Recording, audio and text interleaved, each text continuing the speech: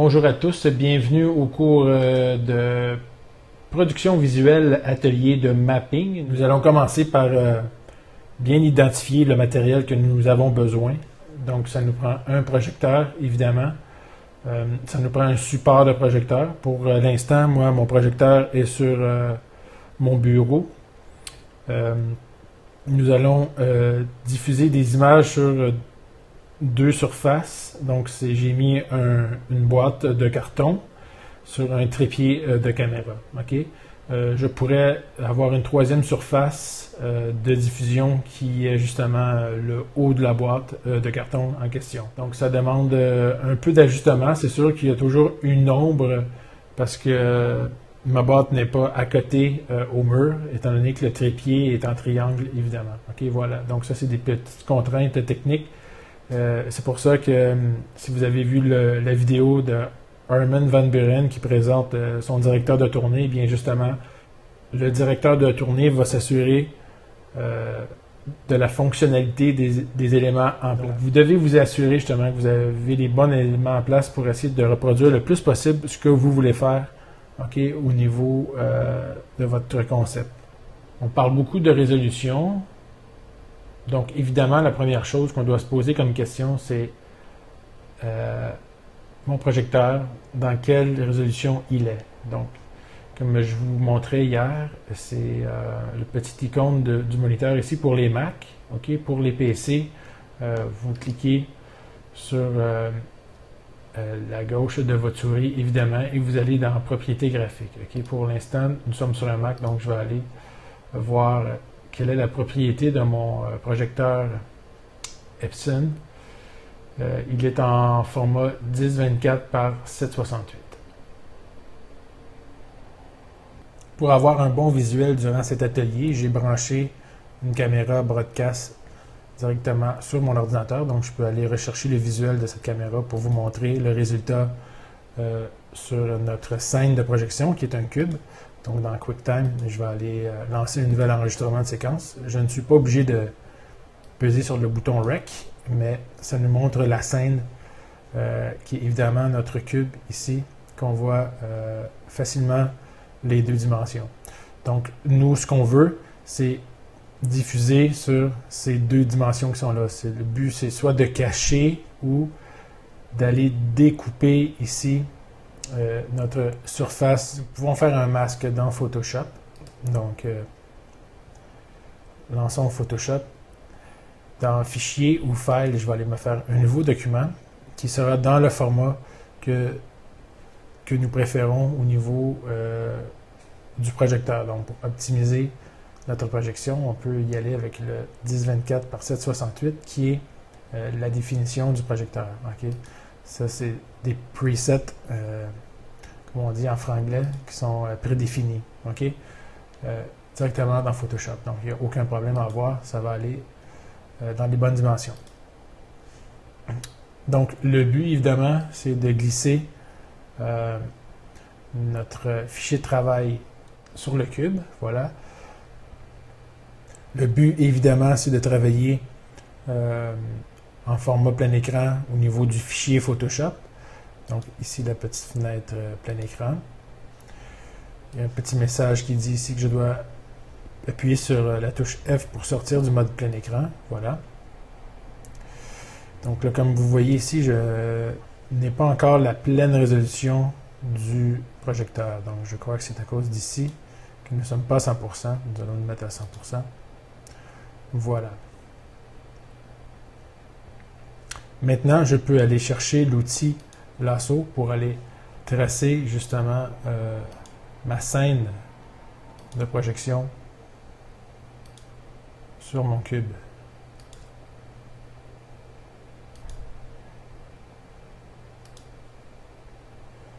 Et on double-clique en dernier pour s'assurer de la présélection. OK?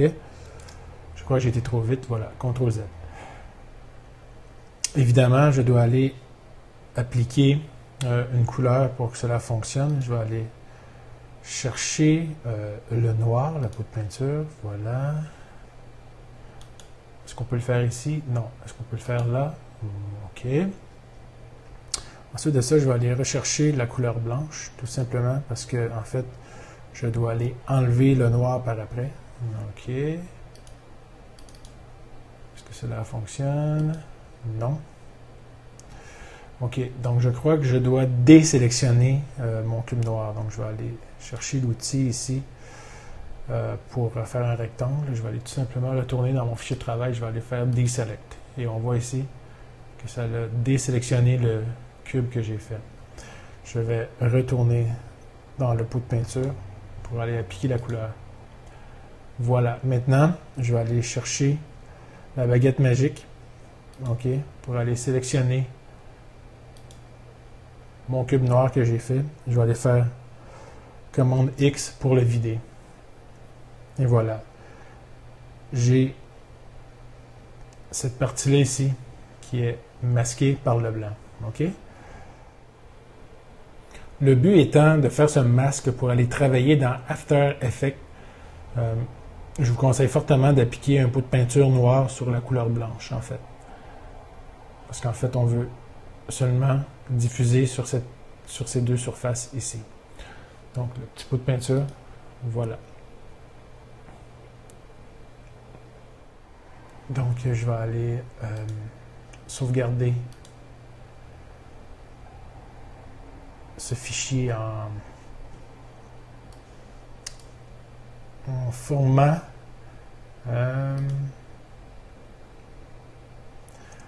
PNG. Voilà, nous allons l'appeler masque cube. Et dans mon fichier sur le bureau, le cours de prod visuel. Parfait. On travaille en mode interlace. OK. Le but, c'est d'aller rechercher le masque que nous avons créé dans After Effects pour justement appliquer cela dans un logiciel de montage vidéo et d'effets spéciaux. After Effects.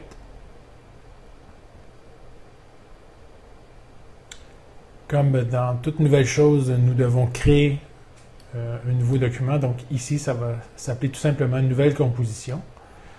Et nous avons déjà le format 1024 par 768, étant donné que j'ai déjà travaillé sur cet atelier.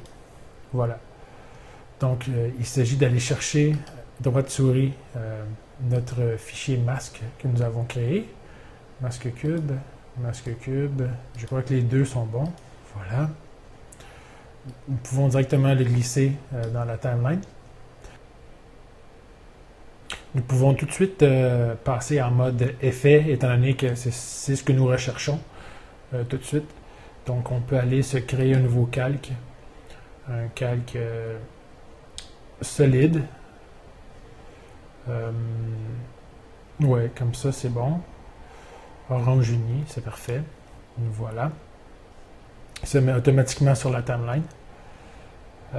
Par contre, je veux masquer mon orange, donc je vais aller tout simplement déplacer. Oups! Voilà. Donc là, nous voyons l'effet du masque que nous avons créé dans Photoshop. Notre orange uni, je peux aller le resélectionner. Je vais aller dans Effet. Et puis, je vais aller dans Simulation. Nous allons faire des bulles. Voilà. OK. Nous avons plusieurs options pour aller faire nos bulles en question. OK. Je n'ai qu'à appuyer sur la barre espace pour voir ce que ça donne. OK. Voilà, ici. Est-ce que je veux plus de bulles? Voilà, donc il s'agit d'aller découvrir les options. Parfait. Donc ça, c'est pour l'effet que j'ai appliqué, qui était la simulation de bulles. Parfait. Je reviens sur la timeline. Je vais aller sur les petites flèches encore pour aller voir quelles sont les options de transformation au niveau de la timeline que je peux avoir dans mes bulles. OK? Pour un keyframe, il s'agit... Pour activer un keyframe, il s'agit tout simplement d'activer, OK, avec la gauche souris, l'effet que nous voulons travailler. Donc ici, je vais travailler sur l'échelle. Okay? Pour mon exemple, donc un petit peu plus tard sur la timeline, je joue avec la valeur de l'échelle pour appliquer l'effet. Okay? Et par le fait même, un keyframe automatiquement. Voyez-vous, j'applique automatiquement un keyframe, etc., etc. OK? Tout au long de mon animation de bulle.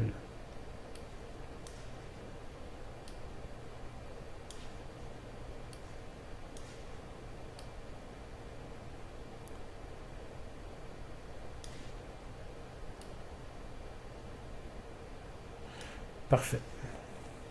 Donc, on peut voir ce que ça donne, justement en appuyant sur la barre espace. Parfait, je suis satisfait. Je vais aller sortir mon film de After Effects, le mettre en format QuickTime pour aller le projeter sur mon cube, justement voir l'effet que ça fait. Je vais aller dans Composition, compiler le film. Voilà. Donc, nous avons les paramètres du rendu. On va aller voir ça. Rendu optimal, intégral, oui, je veux dans cette taille, c'est parfait, on clique sur OK. Dans le non destructif, qu'est-ce qu'on a? Nous avons format QuickTime, c'est ce qu'on veut aussi, nous n'avons pas besoin d'audio, nous allons cliquer sur OK. Et ici, la destination, où est-ce que va se retrouver notre composition? Dans notre cours de production visuelle, oui, voilà. Je vais le nommer bulle orange pour l'occasion. OK? Enregistrer et nous avons cliqué sur rendu ici. Voilà. Donc, ce n'est pas en format réel, c'est en format accéléré, justement, parce que nous avons une résolution qui le permet au logiciel de travailler dans cette accélération-là. Parfait. Avec la petite musique, on entend que c'est prêt. Voilà. Je vais tout simplement masquer Photoshop. Masquer After Effects, pardon. Je vais aller rechercher nos bulles orange. Donc, je vais aller ouvrir avec VLC. Donc voilà ce que ça donne. Nous sommes en mode loop, évidemment, pour l'occasion. Je vais aller rechercher notre caméra broadcast pour voir l'effet que ça va donner sur notre cube. Donc, il s'agit encore de glisser dans la fenêtre du projecteur.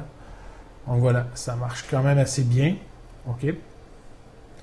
Donc, c'est sûr que nous avons notre lecteur qui s'affiche, mais à ce moment-là, il s'agira d'être en mode de plein écran pour ne plus voir le lecteur ici. Évidemment, je peux transférer cette vidéo dans le logiciel pour cet atelier de projection vidéo qui s'appelle Resolumi Arena, la version 4. Et puis, je vais m'assurer que nous sommes dans la bonne résolution. Donc, je vais aller voir dans le menu sortie, voir c'est quoi la résolution de mon écran. Je vais aller dans les paramètres. Je vais tout d'abord aller chercher ma caméra broadcast qui surveille la scène. Donc, on voit ici que ma sortie n'est pas dans la même dimension que mon projecteur. Donc, on va aller voir dans les paramètres si on peut aller régler ça et aller rechercher justement, parce que par défaut, ça se met en format standard. Donc, voilà, je vais aller chercher mon 1024 par 768, écran 2 entre parenthèses. Le logiciel reconnaît combien vous avez d'écran attaché à votre ordinateur. Donc voilà, on revient à la surveillance de la scène ici. Et puis là, on va aller justement rechercher la vidéo que nous avons montée dans After Effects pour voir comment est-ce qu'elle peut fonctionner. Donc on va aller la chercher. Voilà qui était dans mon dossier du cours de production visuelle. C'était les bulles, je crois, voilà. Les bulles orange, donc on double-clique. Et voilà. Donc ça marche relativement bien. Et on voit ici les quelques effets que nous avons faits dans After Effects. Ces effets-là, on pourrait les faire live, en direct, dans le logiciel.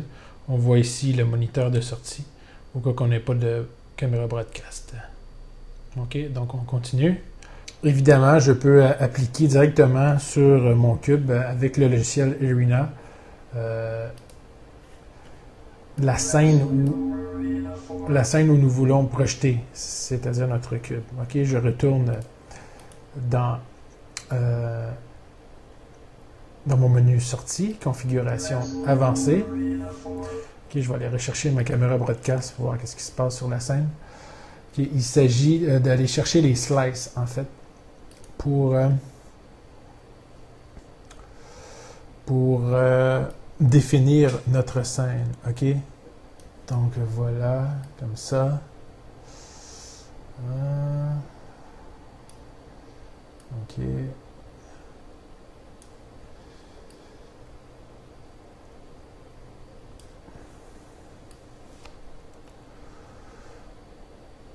Parfait.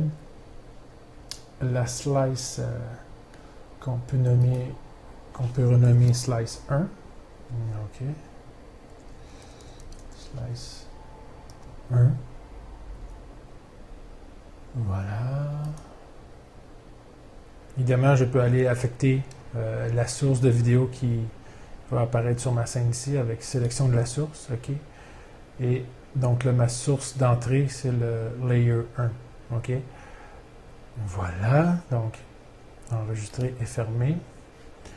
Donc, je vais recommencer, en fait, pour vous donner plus de détails. Parce qu'en fait, j'ai été un petit peu vite avec le premier. Donc, nous avons slice 1, slice 1, slice 4. Assurez-vous d'avoir votre menu affiché, votre option, pardon, afficher la grille pour la slice sélectionnée. Nous allons... Évidemment, c'était dans le cours d'hier que j'ai fait le niveau. Voilà.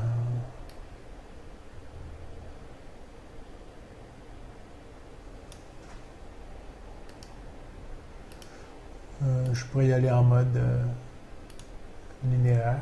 Voilà. Et là, je m'assure que ma scène est bien couverte. Parfait. Enregistrer et fermer. Non, je vais aller sélectionner ma source, Layer 2. Voilà, enregistrer et fermer. Là, maintenant, ce qui va arriver, c'est que lorsque je vais faire ma projection, mettons que je vais aller choisir quelques vidéos. Nous avons des bulles ici, voilà.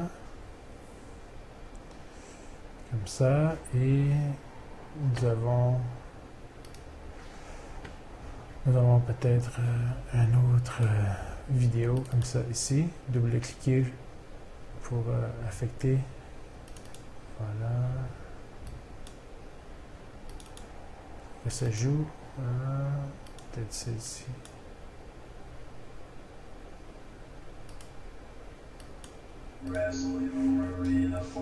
Comme ça. Donc là, si on retourne à ma scène. Voilà.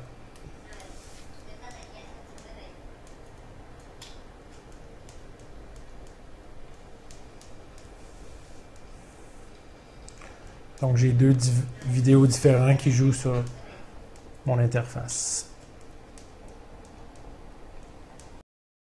Évidemment, je pourrais retourner dans After Effects pour justement travailler avec mes deux angles que j'ai sur mon cube.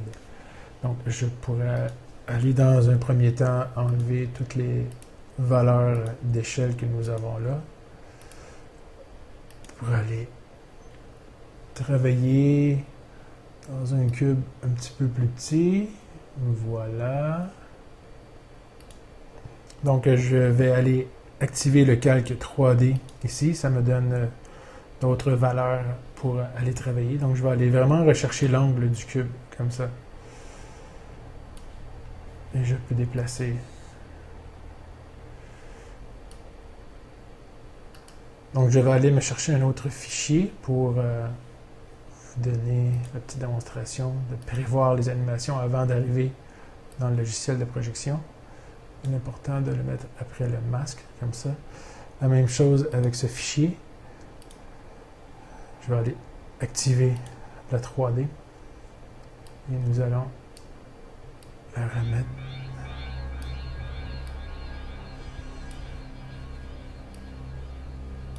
Voilà.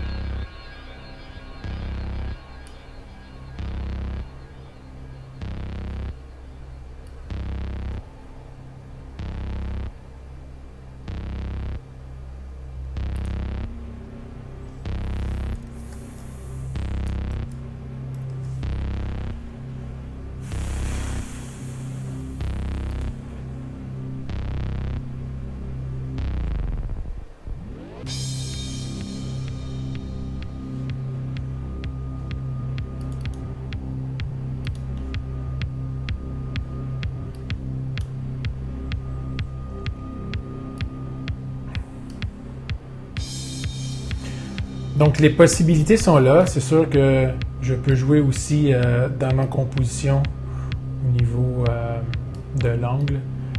Donc je peux vraiment tout faire aussi au niveau du logiciel Resolve Arena. Donc j'espère que ça va vous aider. Et puis je suis disponible en consultation privée pour d'autres détails. Merci.